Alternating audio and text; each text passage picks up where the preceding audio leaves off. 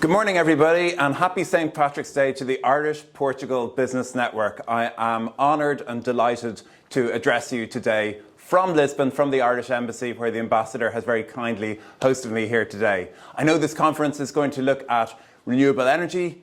I know it's going to look at communications networks, and it's going to look at how businesses can achieve the UN Sustainable Development Goals. And all of this is happening with the very unfortunate backdrop of a war in Europe, of what's happening in Ukraine, of Russia's outrageous and unprovoked invasion of the Ukraine, and the suffering that is bringing and that we are seeing every day, and that cannot but move you when you see it. And of course, there has been not just feeling from people, but also a great response in return. I know that last week in Versailles, our Taoiseach Micheál Martin met with Antonio da Costa and other EU leaders to discuss what Europe should do together in solidarity to address these problems. The problems are already affecting the ordinary people in Europe through their fuel prices. They're seeing directly when they put petrol in their car, when they heat their homes. They're seeing that it's depleting their money. And what it's making us realise is that we need to get off our addiction, our dependency on Russian oil and gas. So we already had this policy in place in Ireland. We had a national ambition to reduce our emissions by 51% in 10 years by 2030. But this is never more serious and needed than in response to the problems in the Ukraine.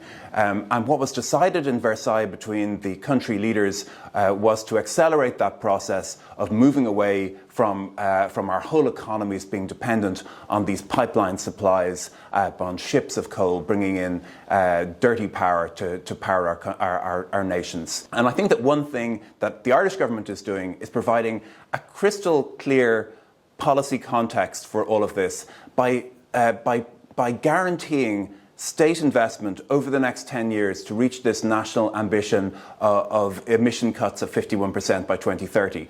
One of those programs is the Retrofit Program. That is incredibly ambitious. That is an attempt to go around to every house in Ireland to make it properly insulated, to be delivering renewable energy, to give clean indoor ventilation. In other words, to upgrade every home to a retrofitted standard so that it is not depleting people's money, that it keeps them warm in the winter.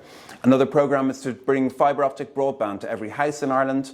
And along with that, we need better international connections. And I'll be working with my Portuguese counterparts to develop a subsea cable directly connecting Ireland to Portugal, which will be the first time that we have a direct connection between EU countries of subsea high-speed internet cable. I met with ministers earlier this week. I think that we have a number of things in common, both as edge countries on the edge of the Atlantic, that we face similar challenges in obtaining our power and our communications networks across long distances, and we're also facing similar problems in the circular economy. So we're working together and seeing where our policies line up as smaller countries in Europe on the periphery, how we can work together and achieve things together.